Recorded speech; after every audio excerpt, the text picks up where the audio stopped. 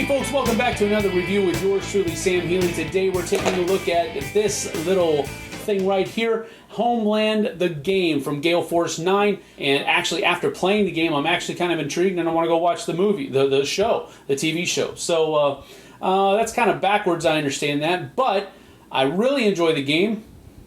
I know I'm beating myself to the punch there. Let's take a look at it.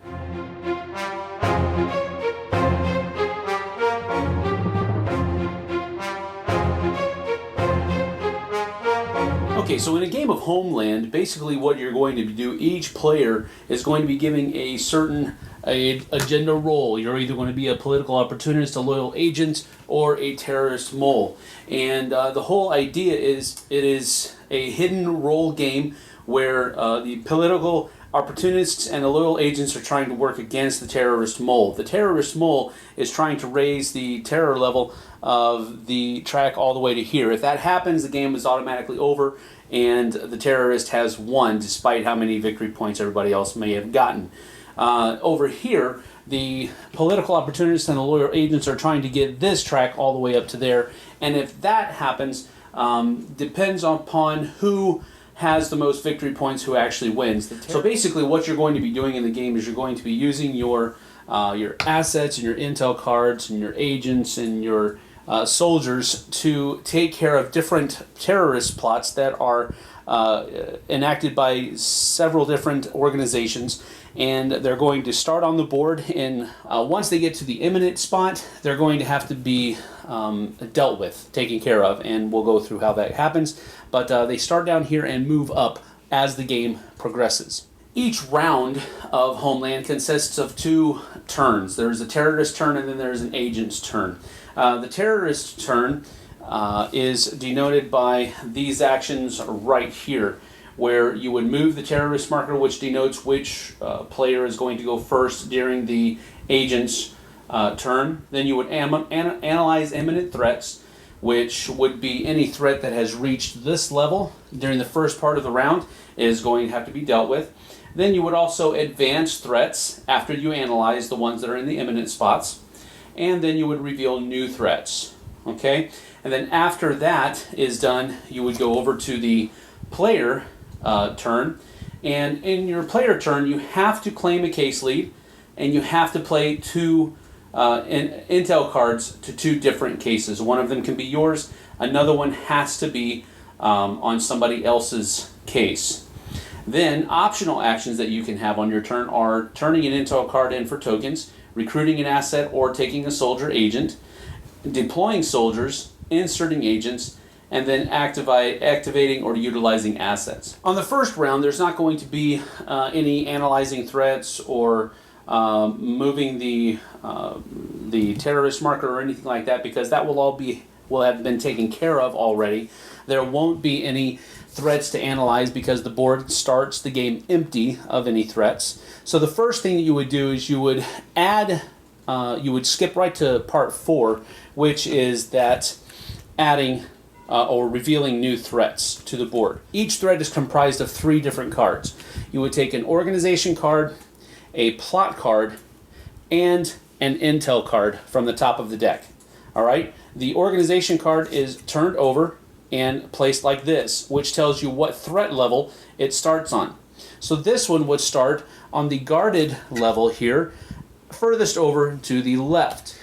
As you're revealing new threats for each round, you would add a number of these equal to the number of players that are in the game. We're going to add 4 because we're just going to have a 4-player game that I'm showing you here. As you can see here, we actually got kind of lucky on the kind of threats that came onto the board. We had 2 lows and 2 guarded, which is the lowest you can be.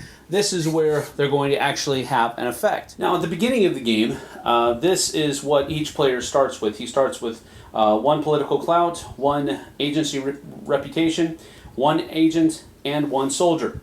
And then he takes all of the case lead cards of a single color, which these are the colors here, and then he also takes 3 intel cards from the top of the deck.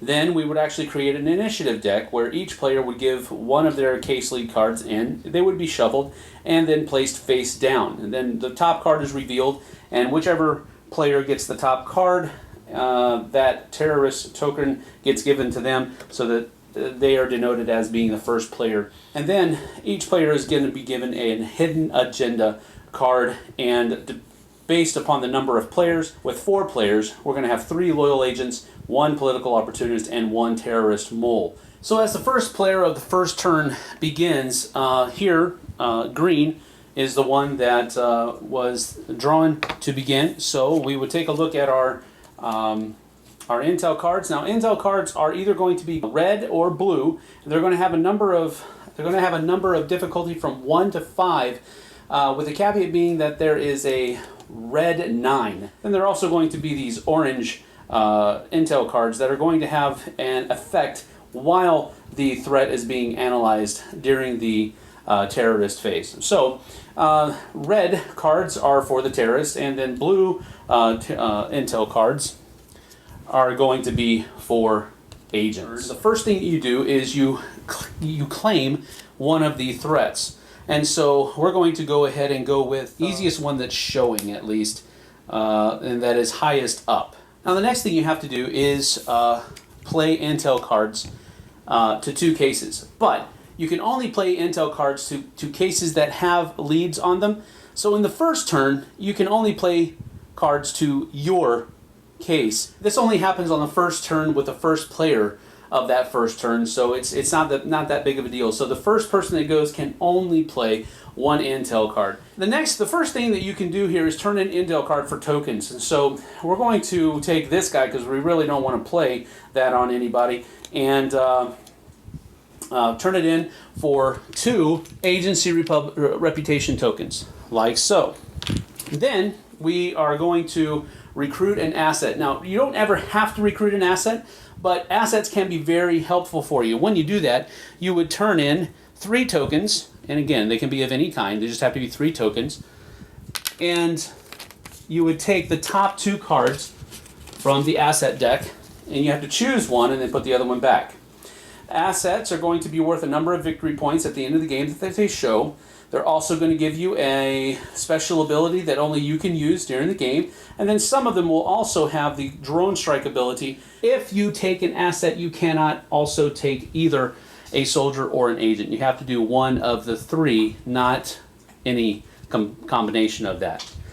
Okay, so if you deploy soldiers to a threat, you're able to look at the intel cards that are already there. So if I put my soldier there, I'd be able to look and see. It's good that I didn't add any more of those because there's already a red one there, and we already knew that one was there. Now the next thing we could do is send an agent to a threat. And if we do that, we can take the plot card and look at it. Wow. So now we can see that that is a 5-6 level threat, and there's already a 1 underneath there. Now, that is kept secret. You can't tell anybody else that, but you can say things like, you know, that's really bad, or that's not difficult, we can take care of that, or what have you. When you place a soldier and look at one of the intel cards that are there, 1 is added to that after you look at it. So there's always going to be an unknown factor there. Then you can also activate or utilize assets. And then once all 4 players have gone, the round is over and we go to the next round. First turn is the terrorist turn. We would move the terrorist marker, so we would take the deck of initiative cards here and flip the next one over, which means that black then becomes the first player during the player turn. And then we would analyze any imminent threats. If they were up here, we would have to deal with them. But since we aren't, we advance threats. We always advance the leftmost card of each row first. So we would advance here, then here, then here, and then here. And then we would add new threats, or reveal new threats is what it's actually called. And as you can see here, when we added our new threats, we have them kind of all over the place, 1 for each level up to severe. So we do have a severe one that jumped ahead of these ones that we were already trying to take care of. And as the black player begins his turn, you must claim a new case every single time you do that. We're going to go ahead and claim this severe one, just because, why not? And then we have to play 2 intel cards, one on somebody else's and one on ours. Discard one of these guys to gain one token. Recruit an agent and deploy the agent. Agent is allowing me to look at the plot card, and it's 4. So I'm not supposed to show that to everybody else, but I'm just letting you know for this guy is going to add 1 to the blue total at the end. So that's not bad. Then we're going to activate any assets or utilize any assets. I don't have any because I chose not to get any.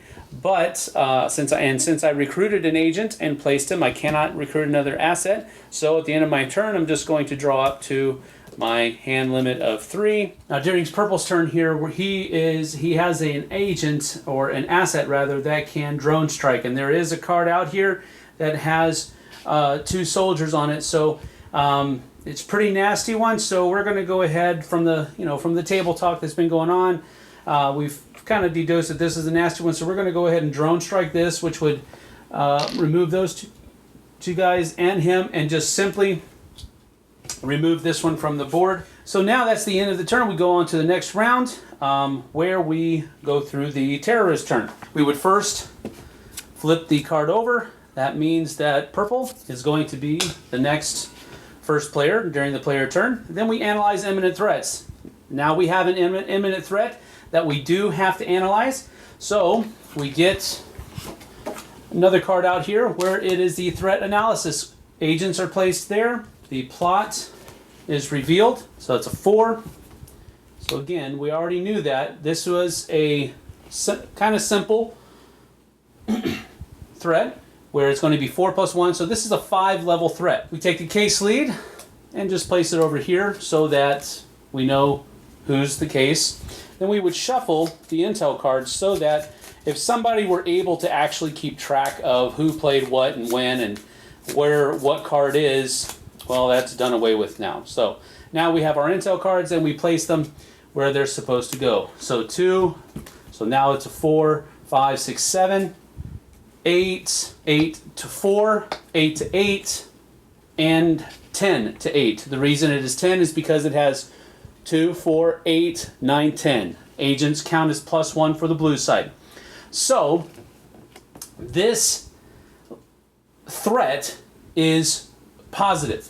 So the impact is 2. So we would take 2 agency tokens and put them on the track, denoting that we have done that. The advantage we get, because it was a positive thing, so we would take 1 agent and it would go to the case lead. So black gets an agent. And that is it. Everything else is returned to its proper pile. And then these guys would be advanced, so forth and so on. And then new threats would come out. And this is how the game would progress until either the agents have won or the terrorist has won. If the terrorist wins, the terrorist wins. And that's the end of the game pretty much. But if the agency wins, then you are going to try to figure out if you know who is the terrorist mole. So accusations would be made, and during the accusations phase, everyone has the opportunity to accuse one other player of being the terrorist mole. So you would take turns doing that. You do have the option of not voting, so to speak, or not choosing anyone. And but if you do guess correctly, if the players who guess correctly get +6 victory points, and any player who does not guess correctly gets -3 victory points, and then victory points are tallied. Loyal agents receive 1 victory point for each of their agency rep tokens, which are these guys right here, and then political opportunists receive 1 victory point for each of their political clout tokens that they have, like so. And then you also get the terrorist mole receives 2 victory points for any of the terrorist tokens that did actually make it out onto the board during the course of the game.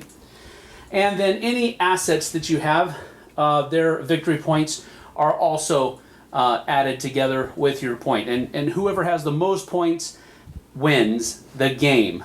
And so that is Homeland, the game from Gale Force 9.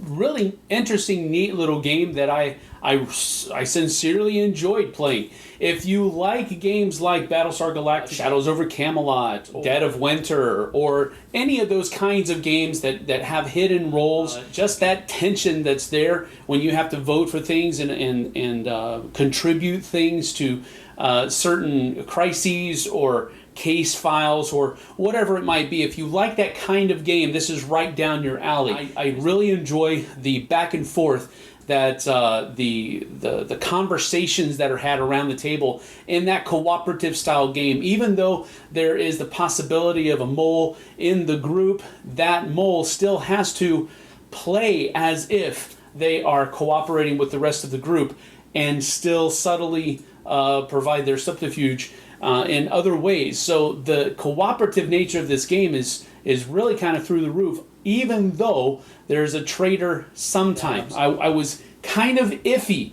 on it when I first saw it, because some of those intellectual property games that come out they're hit or miss. And so when I saw that Homeland was one of those international property games, I was okay. Well, maybe it'll be cool, maybe it won't. Then it just kind of fell off the back burner for a while. I was able to pick up a copy at Board Game Geek Con, excited to do so, and I really do enjoy it. It has a lot of the same mechanisms that some of those other hidden role games have, like BSG and Shadows and Dead of Winter, and it has those good elements. The only real negative thing here is that there's no real way to ferret out the mole while the game is going on.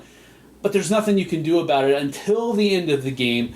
And in order to be able to keep them from winning, you have to first of all secure an agency victory and then correctly accuse the terrorist mole. And at that point, they cannot win. There's no possible way. But if you get it wrong, the accusation, they can still tally points and still have a possibility of winning. So that's a neat little twist that's there, because it kind of talks and lends itself toward this idea of, well, I may not have got you today, but I'm still hidden and I'll get you later. And so that's a pretty cool ending twist to the game. There is one thing that I kind of did wrong during the the playthrough, the little rules explanation part, and that is when you recruit an asset, it actually comes to the board face down in a deactivated space.